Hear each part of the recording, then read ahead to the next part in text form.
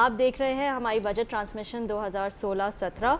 मैं हूं रबिया शहजाद और मेरे साथ मौजूद हैं खलील अहमद साहब। ये प्रोग्राम का सिलसिला जो है वो काफ़ी देर से जारी है। प्री बजट भी आप देख रहे थे कि हम आपके साथ मौजूद थे और पोस्ट बजट भी हमारी ट्रांसमिशन जारी रहेगी।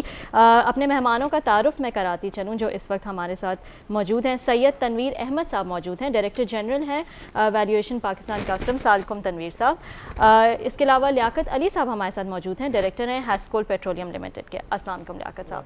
आरिफ हबीब साहब भी हमारे साथ मौजूद हैं, चेयरमैन हैं आरिफ हबीब ग्रुप के। अस्सलाम वालेकुम आरिफ साहब।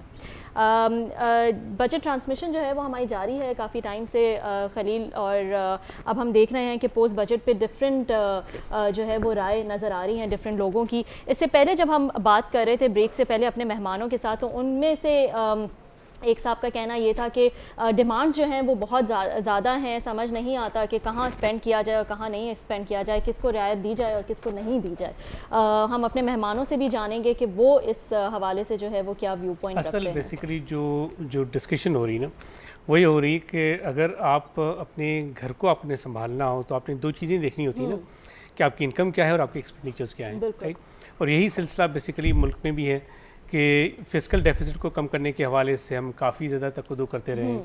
ये हुकूमत कहती रही कि जी हमसे जो पहले वाले थे वो तो 8% से ज़्यादा का फ़िस्कल डेफिसिट छोड़ के गए थे, हमने देखें इसको कोई 5% से कम कर दिया, 4.3% पे हम ले आए हैं। और जो नाकदीन है वो ये कहते हैं कि जी इस हुकूमत का इसमें कोई इतना बड़ा कमाल नहीं है। ये बेसिकली वो इंस्ट्रक्शंस हैं IMF की।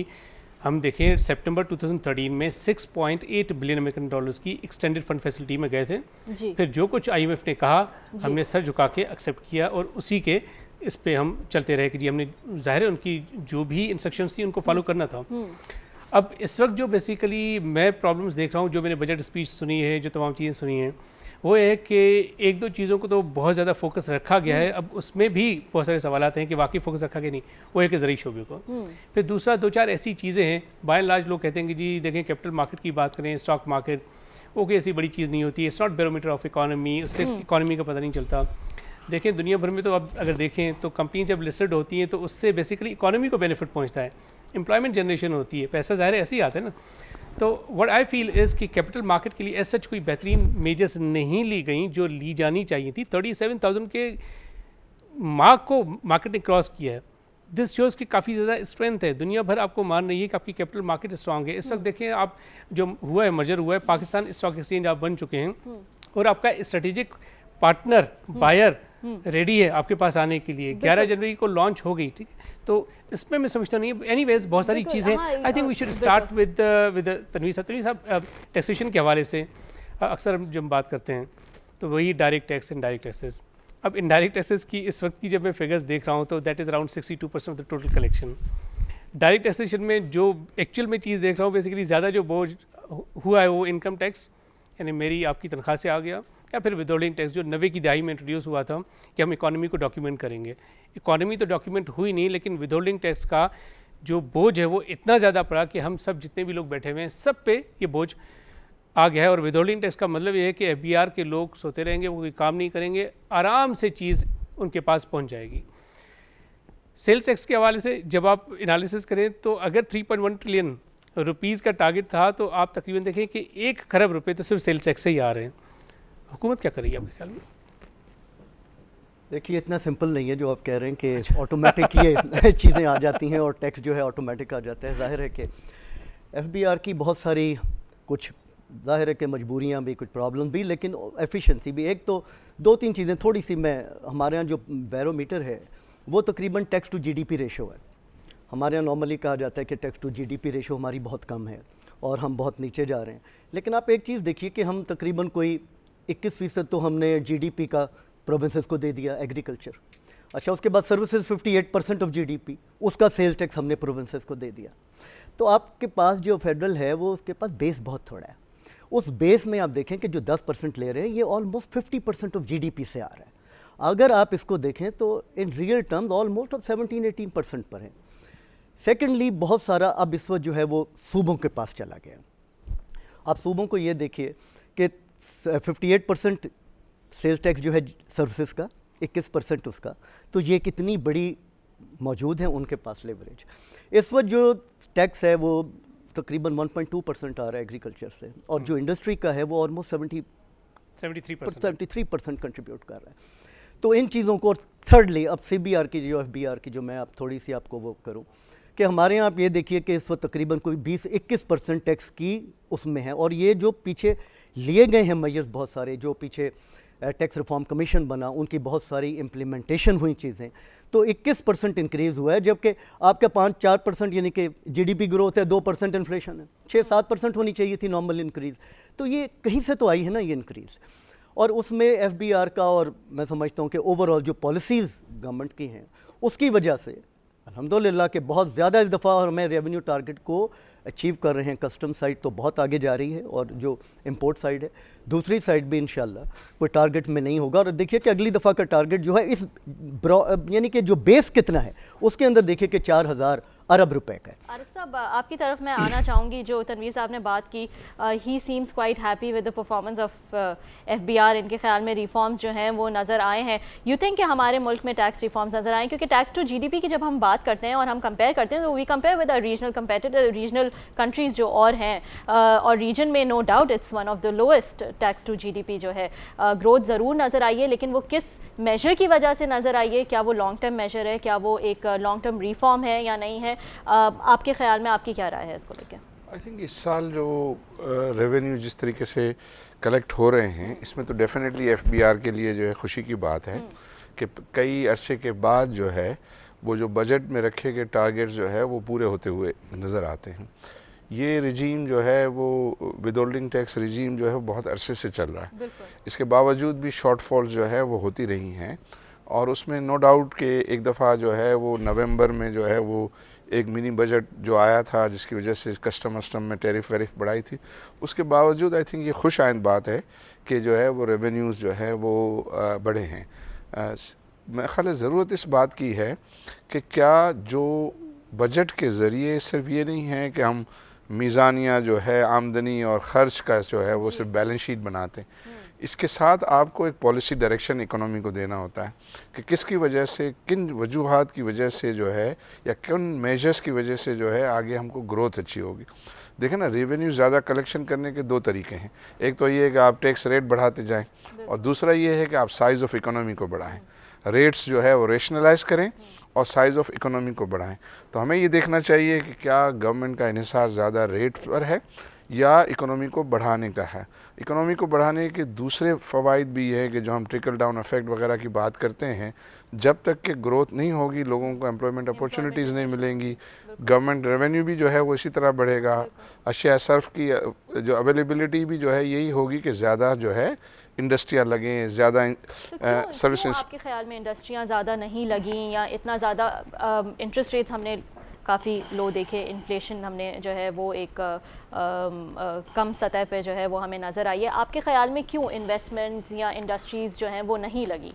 इसकी मेरी नज़र में तो तीन बड़ी वजूहत हैं। एक तो हमारा सिक्योरिटी सिचुएशन पाकिस्तान में जो है वो डिफ़िकल्ट थी, तो आई थिंक वो एक बड़ा फैक्टर था। दूसरा जो है एनर्जी शॉर्टेज था, क्योंकि जो एग्जिस्टिंग यूनिट हैं उन्हीं को जो है वो अवेलेबिलिटी ऑफ गैस और इलेक्ट्रिसिटी का प्रॉब्लम था, वो पूरी तरह चल नहीं पा रही थी, तो एडिशनल इंडस्ट्री जो है वो लगने का सवाल पैदा नहीं। तीसरा जो है गवर्नमेंट जो है वो investment policies medium to long term जो है वो नज़र नहीं आती। हर बजट में हम देखते हैं कि वो कुछ ना कुछ उसमें पॉलिसी चेंजेस करते रहते हैं।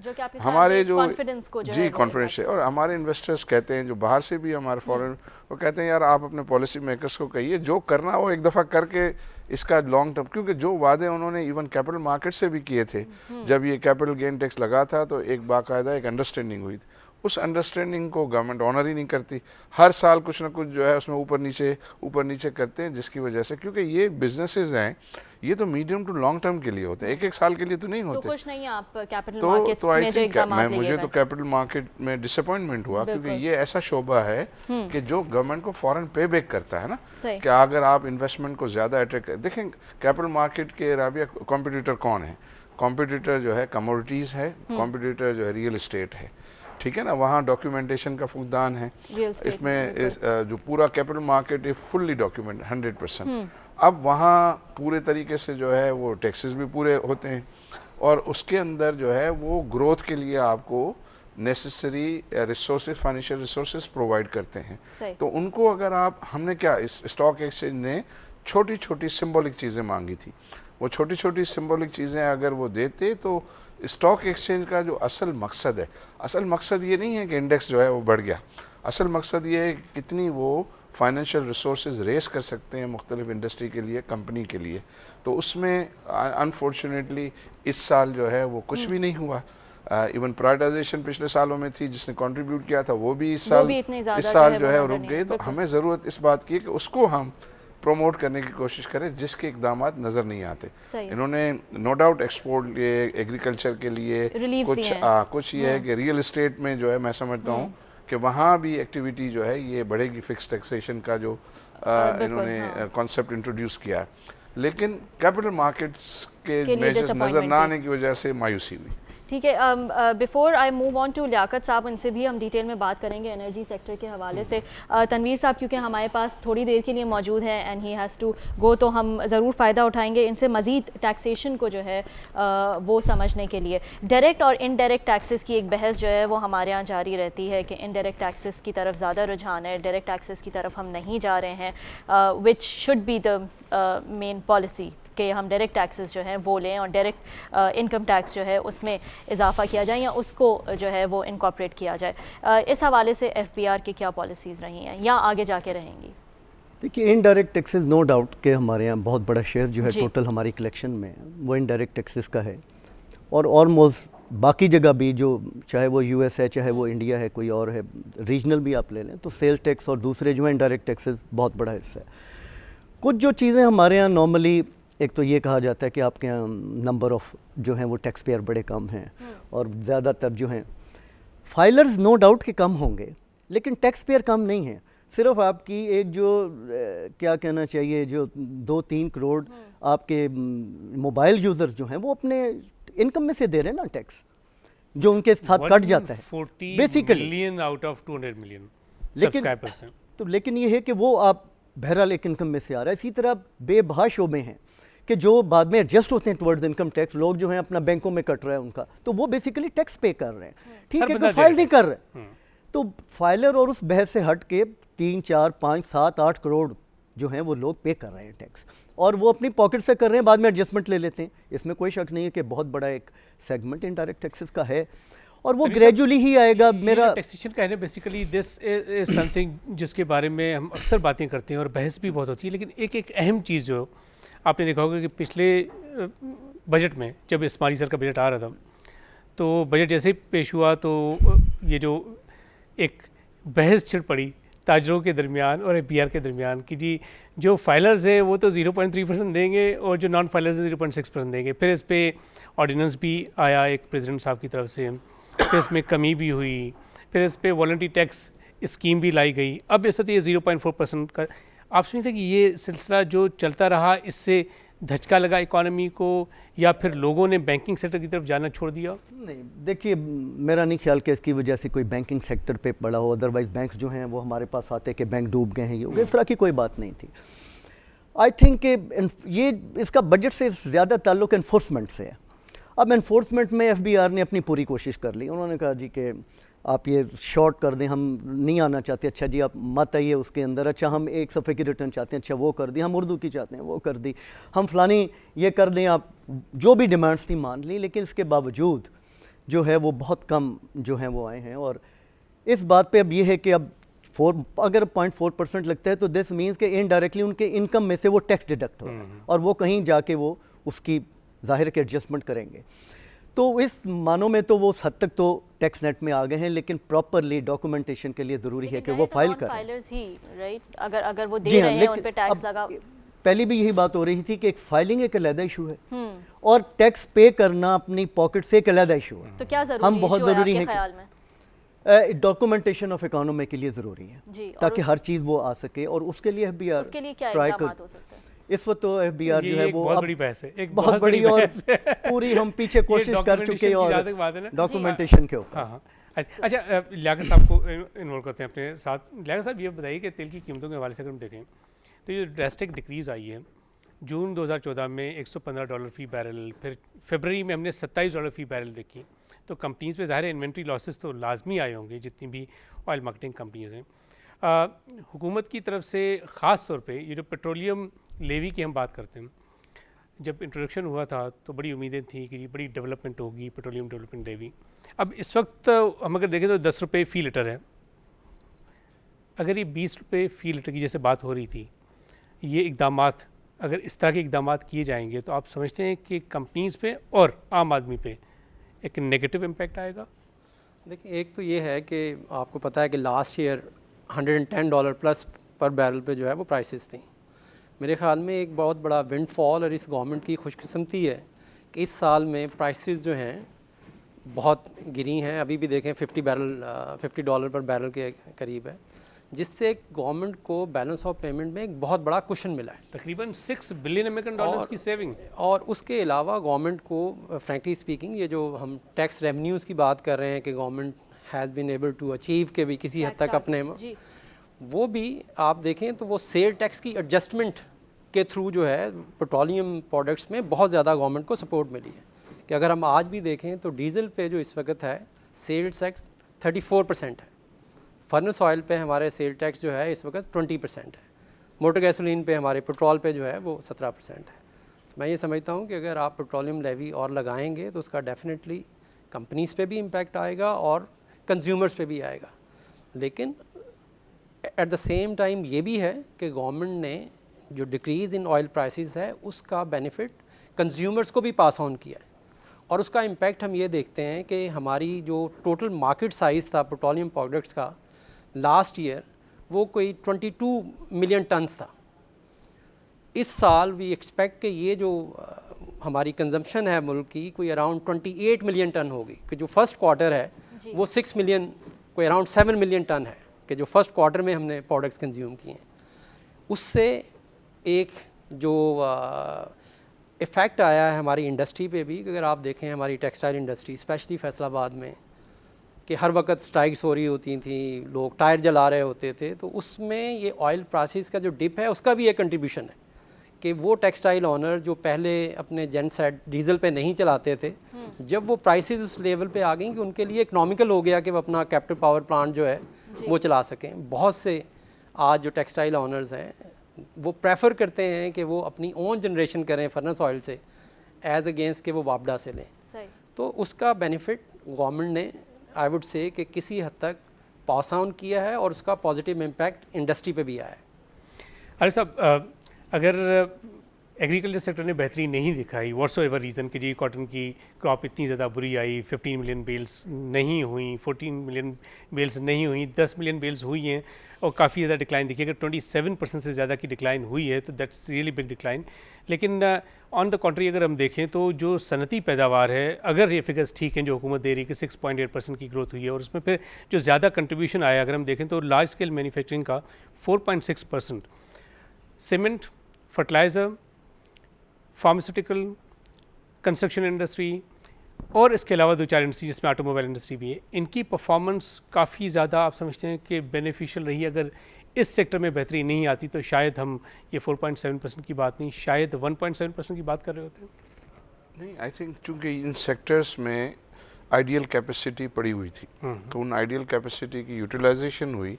सीमेंट जो है वो पहले चलता था 65-70% पे, अब ये कि 90% तक भी 85-90 पर पहुंच गया है। अब उसमें जगह जो है गुंजाइश अगले साल के लिए कम है। इसी तरह फर्टिलाइज़र को गैस नहीं मिल रही थी, जब ये RLNG आया और गैस मिलना शुरू हुई तो उनका कंट्रीब्यूशन भी जो है उसमें आया। मोटर कार्स की जो है वो डिमांड्स बेहतर हुई और उसकी वजह से उनकी प्रोडक्शन भी बढ़ी, तो इनका कंट्रीब्यूशन जो है वो रहा है। लेकिन ये वो बेनिफिट था कि जो already under utilization of capacity की वजह से था। हम जो बात करते हैं कि आप कैपिटल मार्केट को ज़्यादा जो है वो वाइब्रेंट करें ताकि वो आगे जो आपकी रिक्वायरमेंट आनी है, आपकी रिक्वायरमेंट एक्सपेंशन के लिए आनी है जी, आपकी रिक्वायरमेंट CPEC के लिए जो है वो आनी है। CPEC में भी एक मैं वर्ड ऑफ कॉशन जो है देना चाहता हूँ कि आप अगर सारी की सारी इन्वेस्टमेंट जो है वो फॉरेनर्स से लाएंगे, उसकी सर्विसिंग आपको बहुत महंगी पड़ेगी क्योंकि वो 17% प्लस की सर्विसिंग है। बोरोइंग आप ज़रूर करें, 75-80% ऑफ द प्रोजेक्ट कॉस्ट जो डेट है वो आप बाहर से ही लें, लेकिन कोशिश करें कि इक्विटी में लोकल पार्टिसिपेशन एक रीजनेबल हद तक हो ताकि उसकी सर्विसिंग आपको फॉरेन करेंसी में ना करें, रुपी में आप जो है वो कर सकें। हमारे पास 10-20% इक्विटी की अगर बात करें, मैं कहना ये चाहता हूँ कि जो प्रपोजल स्टॉक एक्सचेंज ने दिए थे वो इसको मद्देनज़र रख के दिए थे कि आगे 2 साल में आपको तकरीबन 2-2.5 अरब डॉलर से ज़्यादा का इक्विटी रेस करना है मार्केट से। वो इक्विटी रेस करना तो उसको मार्केट को आप ज़रा वाइब्रेंट रखें, उससे गवर्नमेंट के रेवेन्यू कोई ऐसा सच अफेक्ट नहीं हो रहे थे जो प्रपोजल जो है दिए गए, लेकिन उसमें 1-2 को उन्होंने जो है वो कंसिडर किया, छोटी छोटी चीज़ें। उसमें से एक तो वापस उन्होंने विदहोल्डिंग टैक्स का रेट जो है वो बढ़ा के वापस ले लिया। तो वो जो हमें ये देखना है कि जो इन्वेस्टमेंट बजट के ज़रिए हम कर रहे हैं कोई इंसेंटिव देने का, उसका रिटर्न हमको कैसे कब मिलेगा और कितना जल्दी जो है मिलेगा। आरिफ साहब, यहाँ पे हम एक ब्रेक की तरफ चलेंगे और तनवीर साहब जो हैं वो हमारे साथ मौजूद नहीं होंगे अपनी मसरूफियत की वजह से। थैंक यू सो मच, फिर भी आपका बहुत बहुत शुक्रिया, आपने हमें ज्वाइन किया। और खलील साहब जो हैं वो भी हमारे साथ मौजूद नहीं होंगे, लेकिन हमारी बजट ट्रांसमिशन जो है वो जारी रहेगी। Thank you so much Khalil साहब ज्वाइन करने के लिए। हमारी बजट ट्रांसमिशन जो है वो जारी है 2016-17। See you after this short break.